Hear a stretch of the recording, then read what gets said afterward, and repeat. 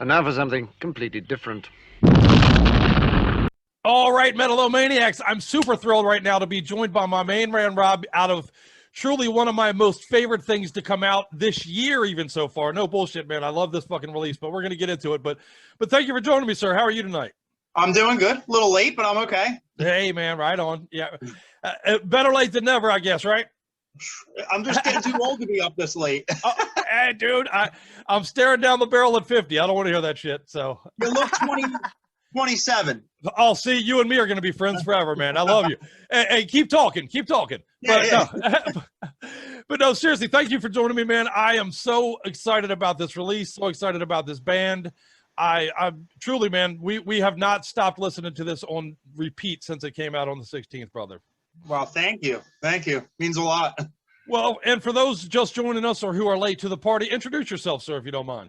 I'm Rob from Cognitive, guitar player, rhythm, New Jersey. Fuck yeah. A band celebrating its 10 years in existence this year, if I'm not mistaken, correct? It's funny because I didn't even realize it until people started posting it. I was like, oh my God, it feels like it was 5 years ago. What the hell am I doing? Right on, dude. Hey, this roller coaster of life with no brakes, man. It goes flying through, right? It's wild. Well, and for the fucking crazy times we have, we need a crazy soundtrack that's commiserate to it.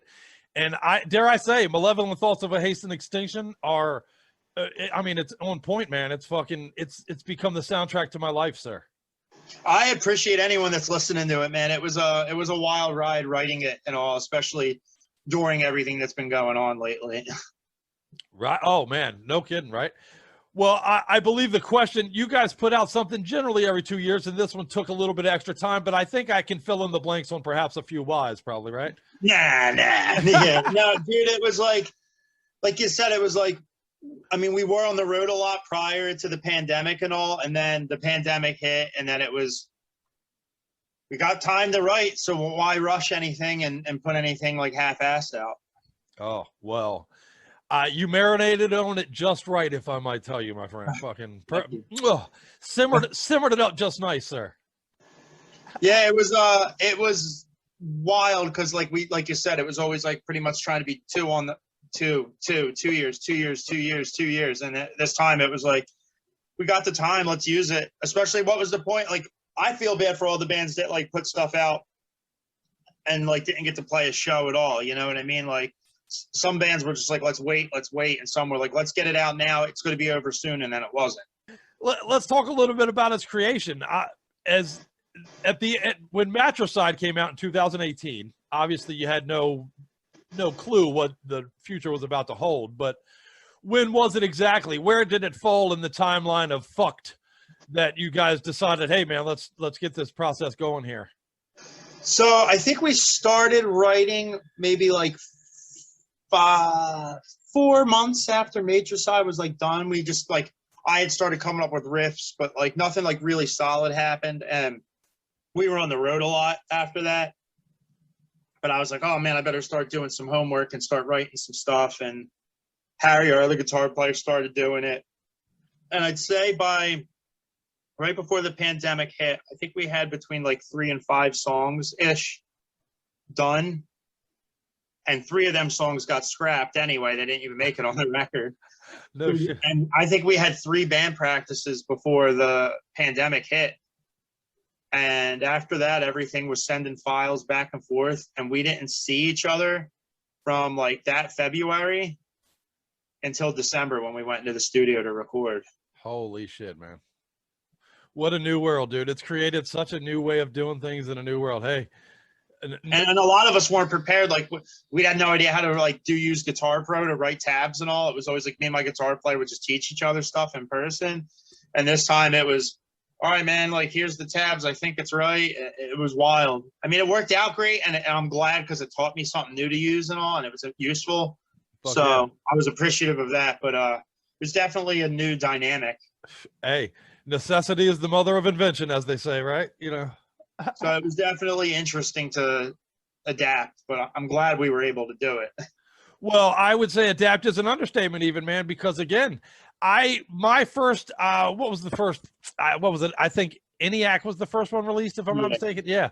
And dude, that was the first one we came across on the new release when I found out, you know, we were fans of Matricide, obviously, but it came out of nowhere where somebody was playing this in our review session, like, check out the new Cognitive, and holy shit, brother. And then again, I was turned on to ENIAC first, and I said, holy shit, I can't wait to I started literally putting down X marks on the calendar until July 16th for this release. I'm flattered. It's every bit of what I was hoping for, sir. You have the whole record? You got to hear the whole record? I do now. I waited till the 16th and I bought that fucker. So. Oh, thank you. Thank you. Yeah, man. Hey, we got t-shirts. See, honestly, I didn't want to suck your dick too much for the interview, but I got me and Scully brand new Cognitive t-shirts and all that. You know, thank hey, you, man. That means a lot, man. Thank you. I tell people all the time, like, especially because, like, first week sales, yada, yada, you know the song. So, I mean, that means a lot, man. Thank you. Dude, it is such a numbers game anymore. We kind of come out here and preach it all the time. It's such a, you know. That and Spotify. Right. I need a follow-up to this album, my friend. I need, you know. I am excited to see whatever we're going to try next. I mean, that's kind of like, as far as writing the next album, like, I have like 4 riffs right now, and my guitar player has a couple things, but it's like, so like, we're more on like, let's really take our time with the next one if we can as well. But we're also like, all right, let's start planning for touring for like late fall and next year. Like we want to do some work. Well, and it's such odd, again, timing in part of the world, like with kind of the ebb that still sits between us and November-ish, October-ish, hopefully with some a little luck. But there's still that, I mean, that's several months that to marinate and sit on. I mean, I got to feel like a creator creates. So. Yeah, I mean, sometimes like when you're done writing, you know, the well is dry, so to say, too. So like, right. I just gave birth. Yeah, exactly. I'm good. So like right now, it's been like a little bit of like I was saying earlier, it's just like trying to make sure we try to share every interview we've done. We try to share every review that we get because people took the time out to fucking write them and type them up.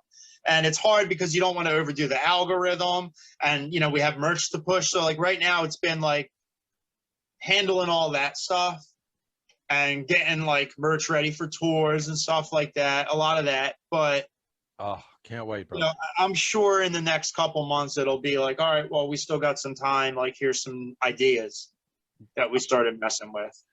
I need to feed the worms to happen to me in front of a stage where I'm bleeding, brother. And I need to, you know, I need that. I'm sure that'll be in the set list when we start hitting the road. I mean, the one tour we have, I think it's going to be a different set list for us. But then like some of the other stuff we're talking about, I think it's going to be more what people are like really expecting. Oh, can't wait, brother. I cannot wait, man. I'm telling you. I can't wait either, man. Like, dude, we haven't played these songs together yet. It's such a weird thing, isn't it, man? I think we played 4 of the songs together. That's wild, brother. What a goofy fucking thing, man. It's well, you know, you talked about moving some merch. Let's move some merch now, brother. What is the best way? You know, I picked up my Cognitive shirts. I picked up my copy of the CD. What's the best way, man? What benefits you best for us to send some traffic there? Indie merch right now, you know, indiemerch.com's we just dropped new designs today, including a windbreaker and all, the ENIAC shirt and a different version of the windbreaker on a t-shirt. So the indie merch store's got all of the new stuff, and then any of like the older stuff that we've got or leftover tour stock that we had we had like 3 or 4 canceled tours that we had to can. Wow. And that's all sitting over at massacremerch.com. Wow. Okay. So I have to go over there and help you get rid of some of that too. Then I'll be on that. Any of that stuff, and then, you know, Bandcamp, Spotify, you know, any of that stuff. Fuck yeah. Just to share and alike. You know what I mean? I tell people all the time, if anything, following us on Spotify and listening to us there can even make a difference. Fuck yeah, it really does, man. Everything that raises awareness, it's a part of it's a necessary part of it. It just is. So, dude, if I had my way, I'd be out at a show. If I could, you know, if things were normal, I would be at a show handing out flyers and stuff still. Right, but they're far from fucking normal. That's for damn sure. It's wild. Hey, but again, it all goes back to we need commiserate music to the times in which we live, man, and that's what you've put into the world, sir.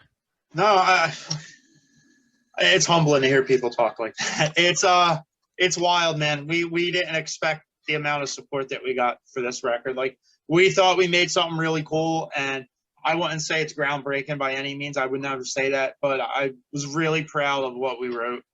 Well, and I tell you what, that brings us to what I've been preaching for a while now, and I'd like to get your thoughts on it, which is, it is my genuine belief that our metal thing has regained its footing. It has regained its rightful place ruling the world. What do you think of that, sir? I think metal's definitely bigger than it's ever been. I think it's been more acceptable, and like people are like, oh yeah, you listen to metal and stuff like that. Like, I definitely think that. I think there was kind of a reset button for a lot, because like before the pandemic, a lot of people, I'll go to the show. They didn't go. I think after this giant break of it, everyone's like, I'm going to the shows. I'm going to the shows. I'm going to the shows. And I hope it keeps up. I don't expect it to go forever, but I think like for a while, at least people are going to be like, man, I miss this.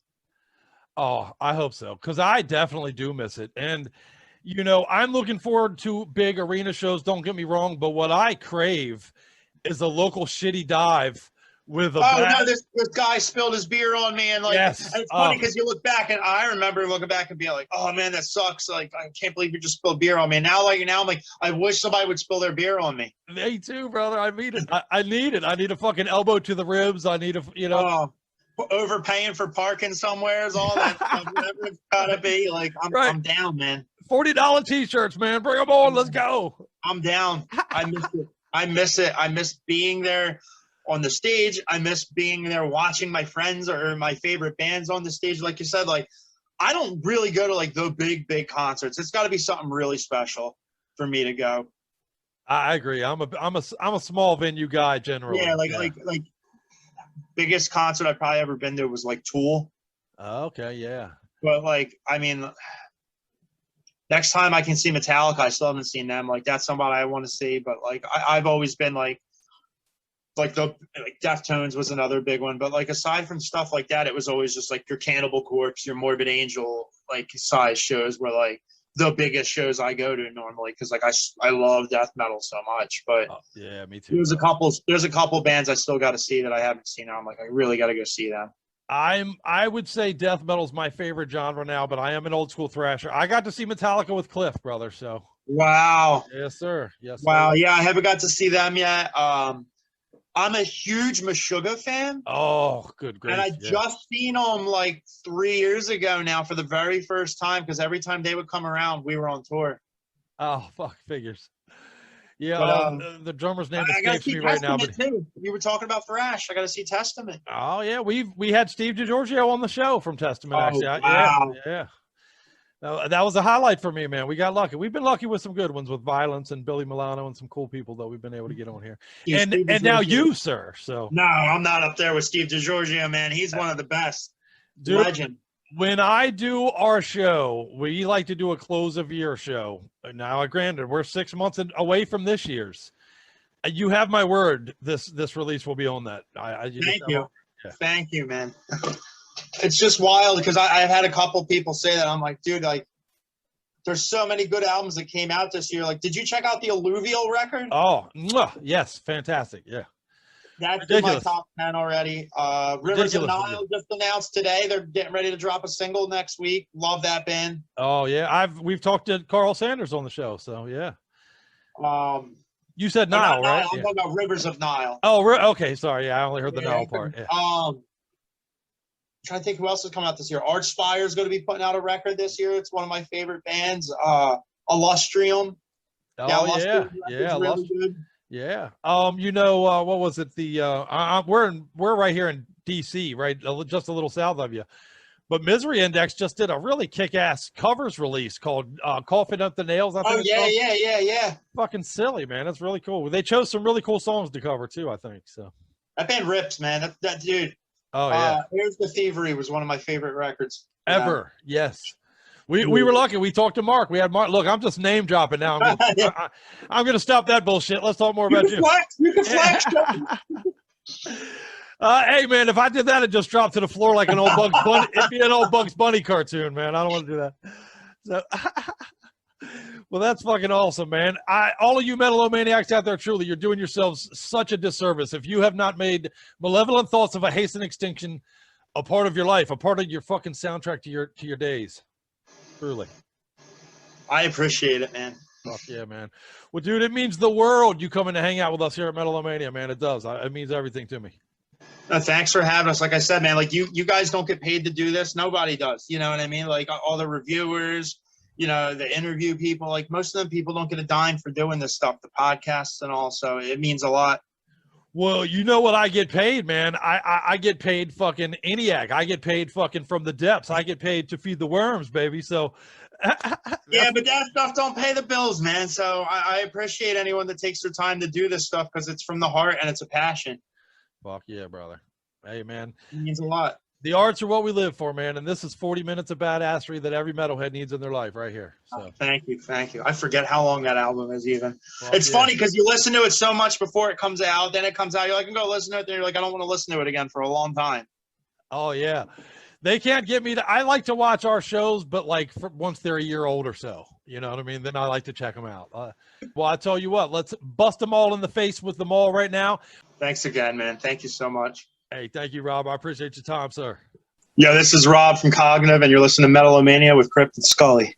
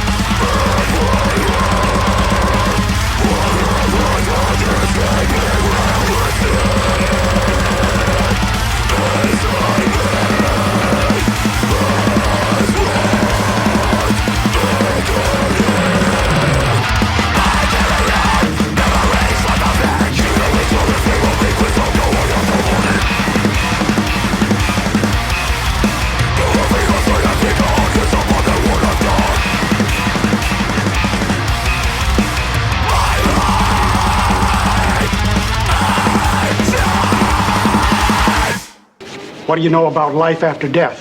You talk an existential being or anthropomorphic deity?